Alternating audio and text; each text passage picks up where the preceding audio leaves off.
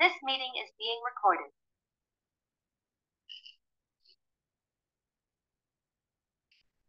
Okay, ये हमारा parent component है। और यहाँ पे हम चाइल्ड कंपोनेंट बनाते हैं।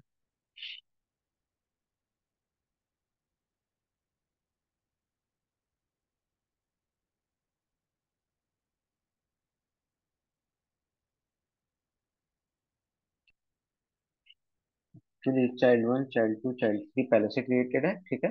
अब बस हमें इनका यूज करना है। तो ये हमारे पास चाइल्ड वन है, चाइल्ड टू है एंड चाइल्ड थ्री है।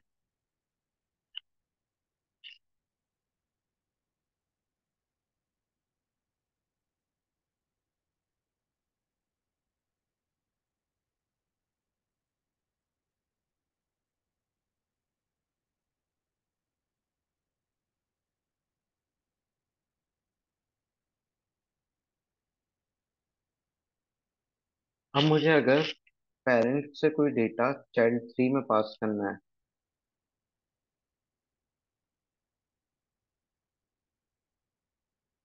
जो कि मेरा यूज में भी आएगा चाइल्ड वन में, ठीक है। सो मुझे क्या करना पड़ेगा, हर एक चीज को डेटा को पास करना पड़ेगा, ठीक है।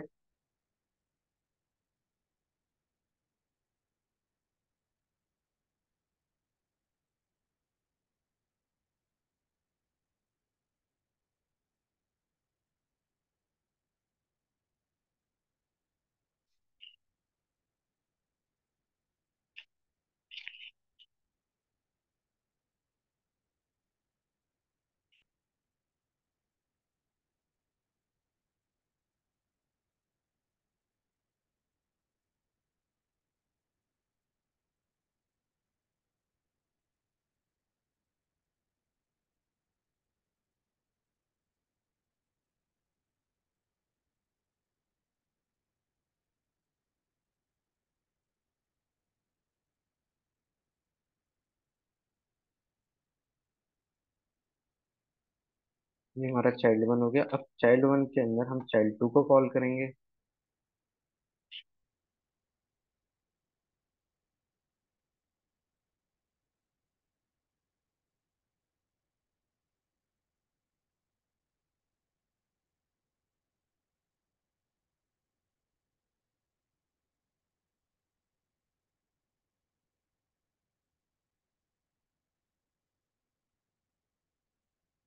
ठीक है, अब चाइल्ड टू से चाइल्ड थ्री पे अगर थ्री हमारा अटैच है,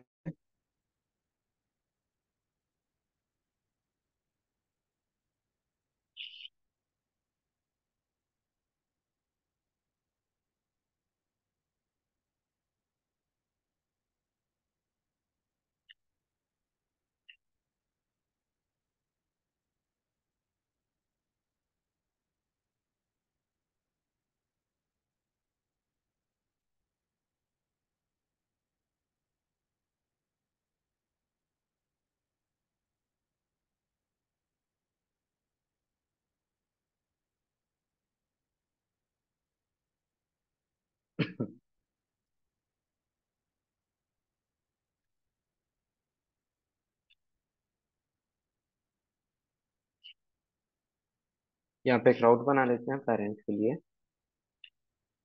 ये हमारी पेरेंट है, ठीक है। यहाँ पे हम कॉल करेंगे parent.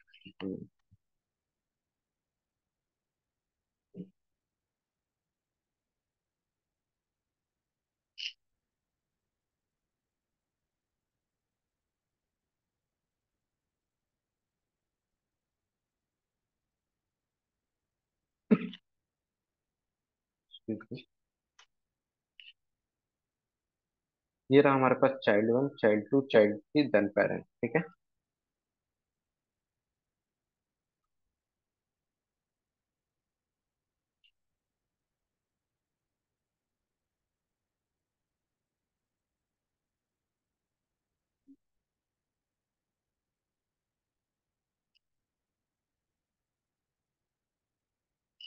Parent, child one, child two, child three. अब अगर हमें कोई डेटा यहाँ पे पास करना है तो हमें प्रॉप्स ड्रिलिंग करनी पड़ेगी। प्रॉप ड्रिलिंग क्या होती है, सपोज अगर मेरे पास यहाँ पे एक वैल्यू है कॉन्स्ट इज इक्वल टू,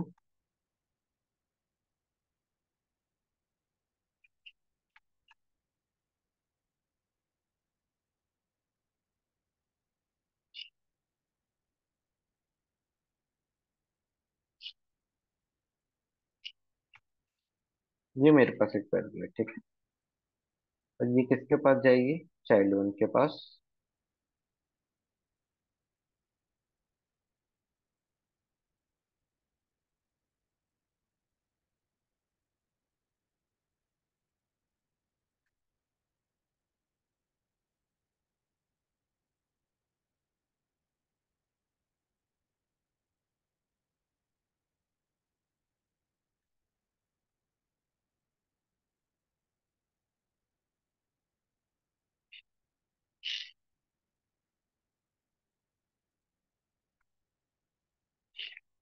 हाँ, sir I think double braces नहीं लगेगा चाइल्ड के अंदर, रीस्ट्रक्चरिंग हो रही है।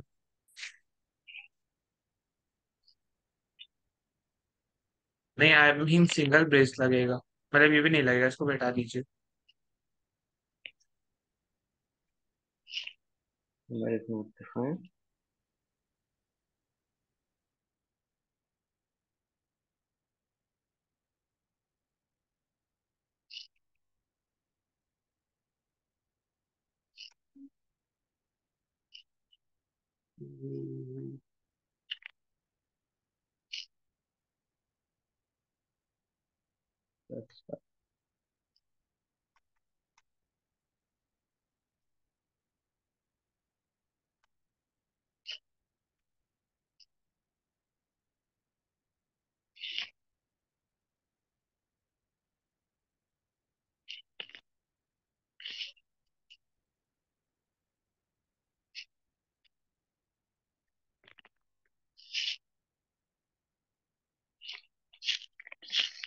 ओके, तो अगर मैं यहाँ पे सीधा नंबर लिखूंगा,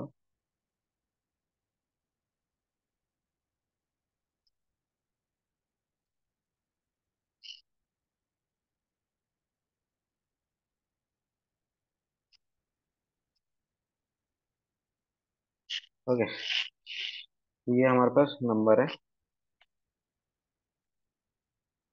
ये नंबर आ गया वन, ठीक है। तो अटैचमेंट टैग के अंदर लेते हैं।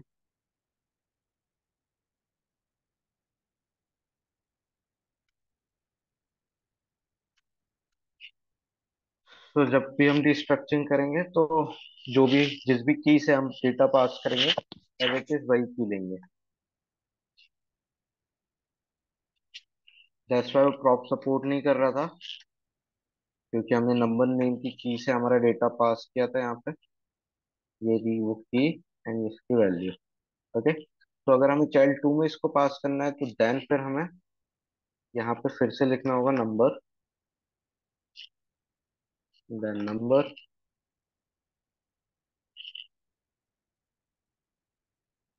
देन फिर चाइल्ड टू में जाना पड़ेगा एंड प्रॉप से हमें डेटा फाइंड करना पड़ेगा, नंबर। एंड अगर हमें चाइल्ड थ्री में डेटा पास करना है, सर यहाँ पे नंबर की को कॉल कर रहे हैं कि वैल्यू को? की को। अगर यहाँ पे आप कुछ और भी लिखोगे तो नंबर की जगह अगर आप कोई और की लोगे तो वो की को हमें यहाँ पे डिस्ट्रक्चर करना पड़ेगा।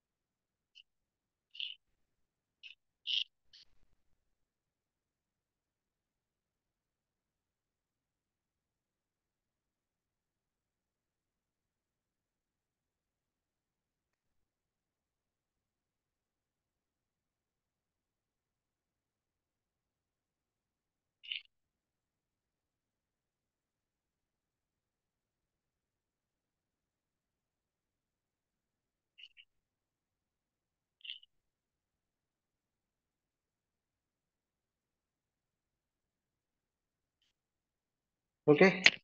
तो क्या हुआ है यहाँ पे, अगर हमें हमारा डेटा चाइल्ड 3 में पास करना है, तो हमने क्या किया यहाँ पे, पहले चाइल्ड 1 में डेटा पास किया, देन चाइल्ड 2 में पास किया, देन चाइल्ड 3 में पास किया। तो ये होती है हमारी पॉप ड्रिलिंग की प्रॉब्लम।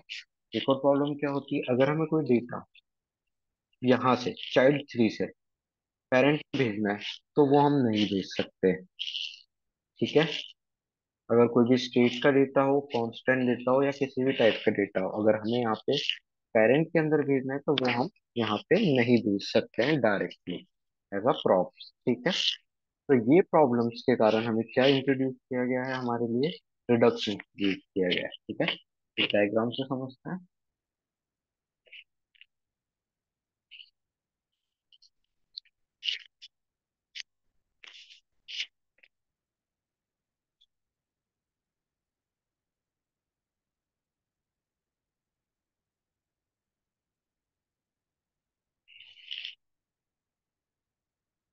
ओके। तो ये एक डायग्राम है। तो यहाँ पे क्या है, हमारा एक एक ऐप कंपोनेंट है। ठीक है। उसके दो चाइल्ड है, चाइल्ड 1, चाइल्ड 2। ठीक है। देन उसके कितने सब चाइल्ड है, तीन तीन सब चाइल्ड है, सब चाइल्ड 1, सब चाइल्ड 2, सब चाइल्ड 3, सब चाइल्ड 1, सब चाइल्ड 2, सब चाइल्ड 3। ठीक है।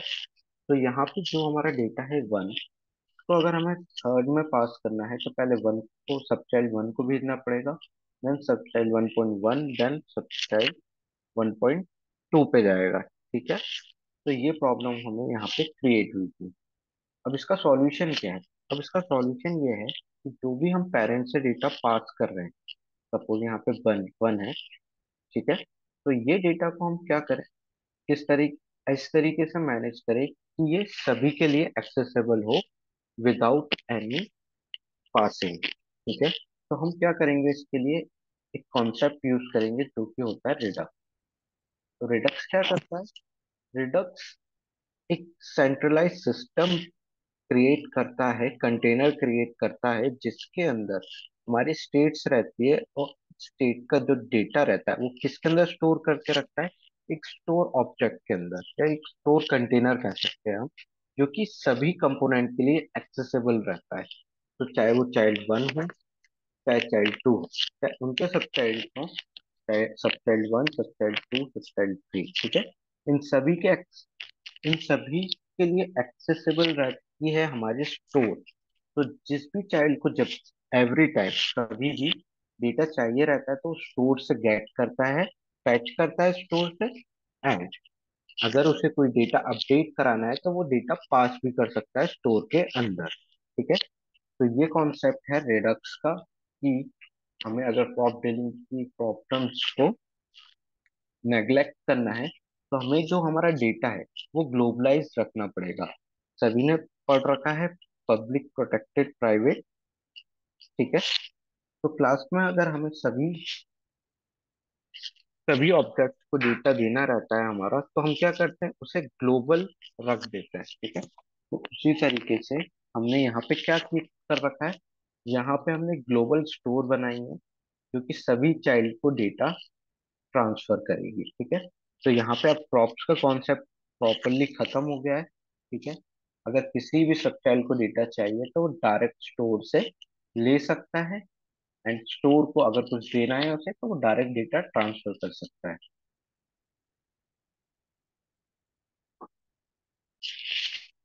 Just like this.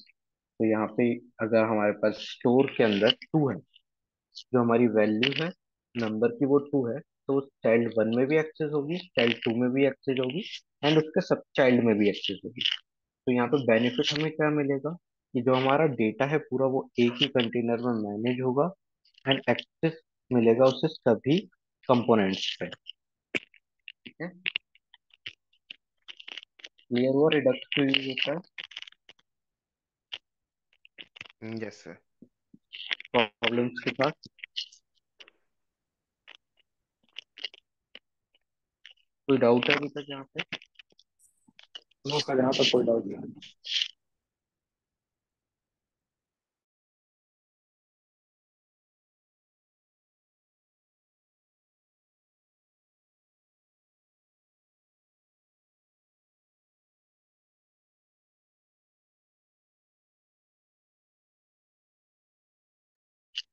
ओके।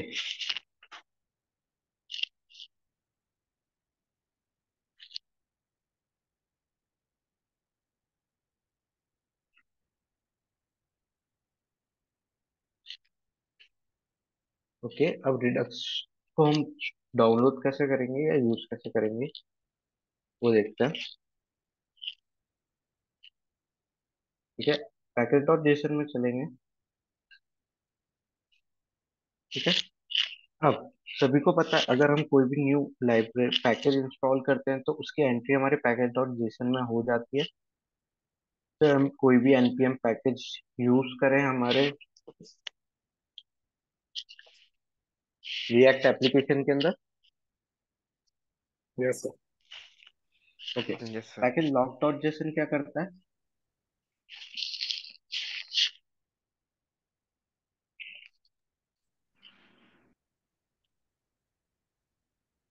ये शायद सर वर्जन को कंट्रोल करता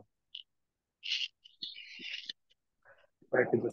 पैकेज लॉग डॉट जेसन में जिस जो भी वर्जन से हम इंस्टॉल करते हैं वो वर्जन की एंट्रीज रहती है। और नेक्स्ट टाइम जब भी हम हमारी रिएक्ट एप्लीकेशन को अदर मशीन्स पे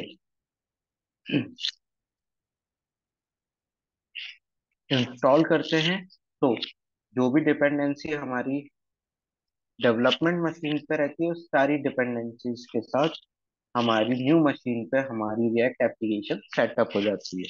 तो ताकि लॉग डॉट जेसन हमारे वर्जन के लिए हेल्प में आती है। क्लियर है ये? ओके, तो अब हम देखते हैं हम रिडक्स को कैसे इंस्टॉल करेंगे।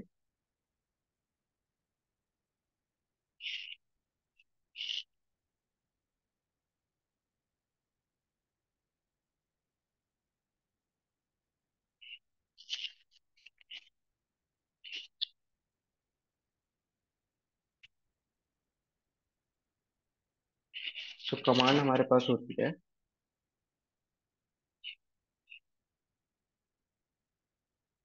npm इंस्टॉल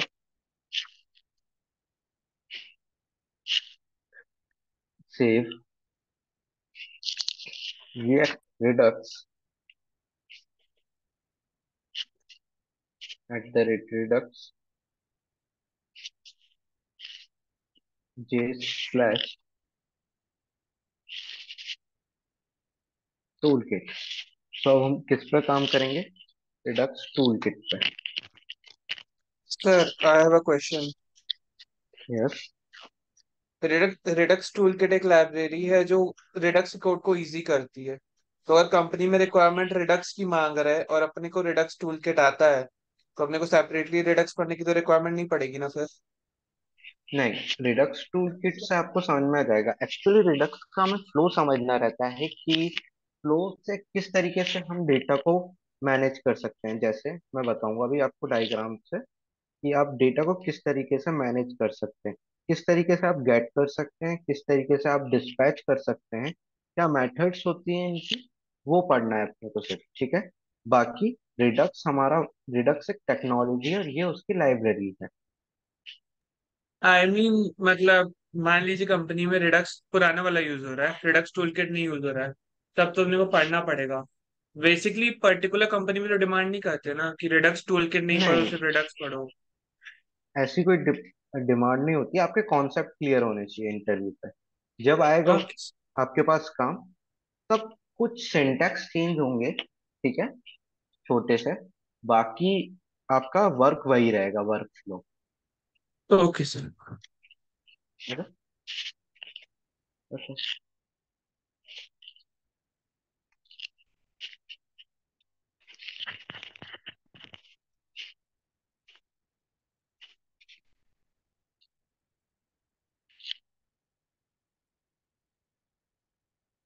अब यहाँ पे जाके देखोगे आप तो यहाँ पे हमें रिडक्स टूलकिट मिल गई है विथ वर्जन।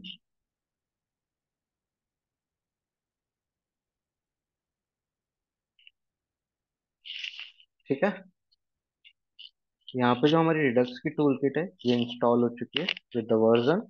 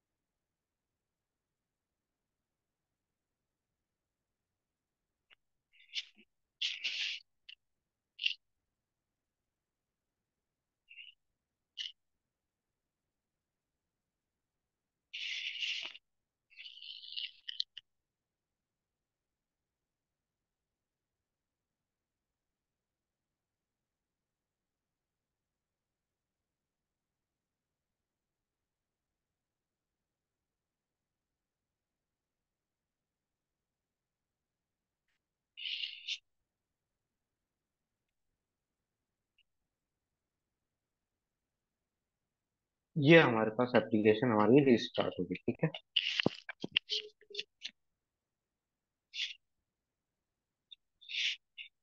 अब जब हम रिडक्स यूज कर रहे हैं, ठीक है, सो क्रोम में एक एक्सटेंशन आता है रिडक्स का, जिसकी हेल्प से हम स्टेट्स को चेक कर सकते हैं किस स्टेट में डेटा है, और हमारे पास अभी डेटा आया है या नहीं आया है, एपीआई में डेटा प्रेजेंट है या नहीं, ठीक है। तो ये बहुत हेल्पफुल टूल है। तो सभी अपने डेस्कटॉप पे जो भी क्रोम सेटअप होगा उस पे Redux dev tool extension install करना है। Add extension.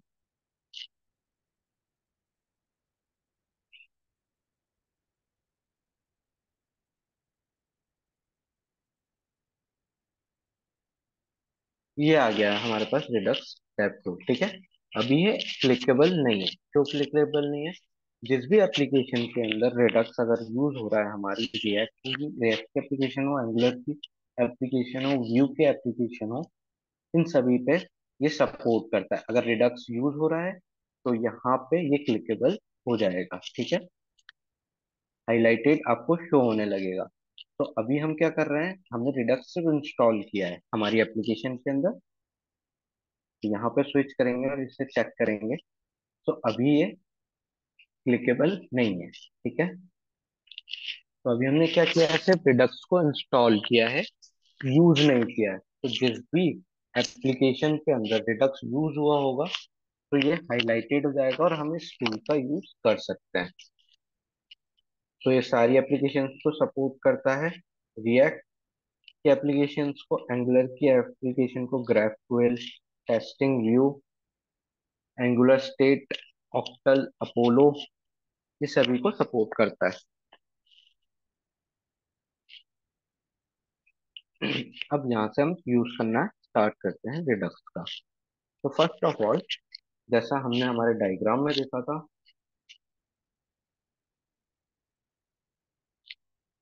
ये वाले, सो रिडक्स क्या क्रिएट करता है, एक स्टोर क्रिएट करता है, ग्लोबलाइज, ठीक है, कंटेनर्स क्रिएट करता है, जिसके अंदर हमारा डेटा रहता है और वो सभी कंपोनेंट्स के लिए एक्सेसिबल रहता है। तो हमें सबसे पहले क्या क्रिएट करना रहेगा, एक ग्लोबल स्टोर क्रिएट करना रहेगा हमारी एप्लीकेशन के अंदर।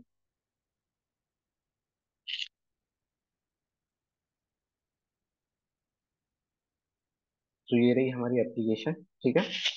अब हमें सबसे पहले इसका पाथ बनाना पड़ेगा। तो रिडक्स हमें क्या बोलता है कि जब भी आप स्टोर क्रिएट करें तो स्टोर किस जगह पे क्रिएट करें, एक एफ फोल्डर के अंदर, पहले एक एफ फोल्डर बनाएं, उसके अंदर एक स्टोर डॉट क्रिएट को क्रिएट करें। तो यहाँ पे हम एक फोल्डर बनाएंगे, ओके।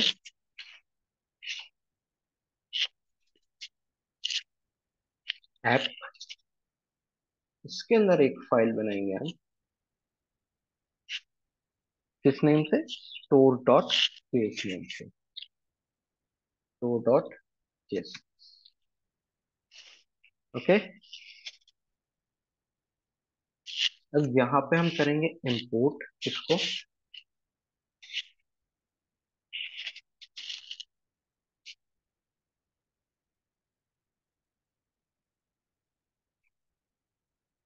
कॉन्फ़िगर स्टोर को रिडक्स टूल किट से, ठीक है। अगर हमें कोई भी फंक्शन, मेथड, क्लास अवेलेबल करानी रहती है अब हमारे किसी भी कंपोनेंट के लिए, तो हम किस कीवर्ड का यूज करते हैं, एक्सपोर्ट का। पहले हम एक्सपोर्ट करेंगे, एक्सपोर्ट कॉन स्टोर,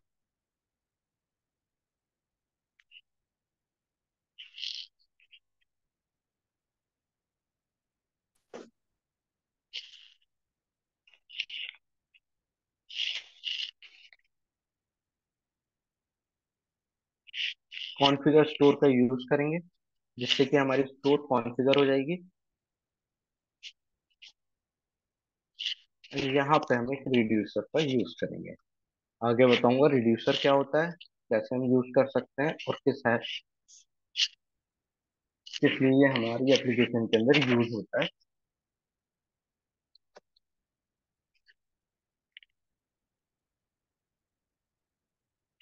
तो कॉन्फ़िगर स्टोर क्या करता है, जो मेथड होती है हमारी रिडक्स की, उसे हमने इंपोर्ट किया है। ये क्या करता है, एक सिंगल ऑब्जेक्ट को एक्सेप्ट करता है। ठीक है।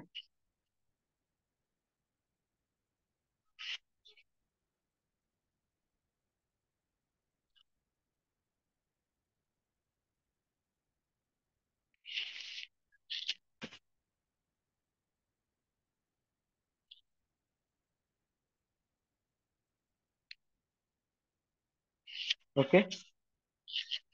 तो अब हमने यहाँ पे एक स्टोर तो बना लिया, अब क्या करना है, यहाँ पे हमें अवेलेबल कराना है सभी कंपोनेंट। तो इंडेक्स डॉट जेएस जो हमारी बेस फाइल होती है, जहाँ से हर एक कंपोनेंट हमारा रेंडर होता है, वहां पे हम इंपोर्ट करेंगे हमारी स्टोर को।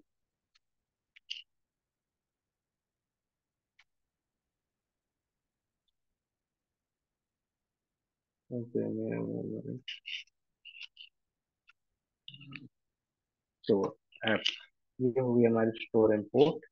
ठीक है। अब नेक्स्ट थिंग हम क्या करेंगे, हमें एक प्रोवाइडर चाहिए जो कि हमारे डेटा को प्रोवाइड करे। ये हमारे पास प्रोवाइडर आ गया है। ठीक है।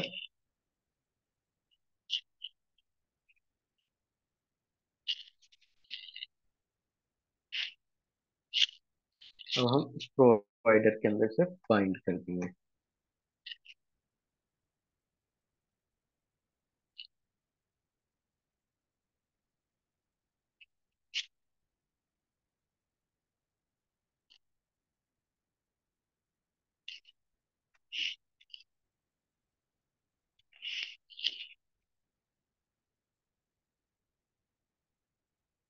अब आप देखोगे यहाँ पे कि हमने हमारे रिडक्स को इंस्टॉल करके यूज कर लिया है हमारी एप्लीकेशन पे। यहाँ पे ये हाईलाइट हो गया है,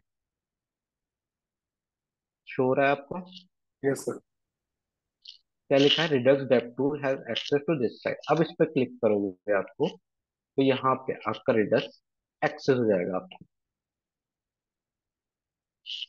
ये आ गया हमारे पास tree, action, state, trace, test, ये सारी फंक्शनैलिटी से आप यूज कर सकते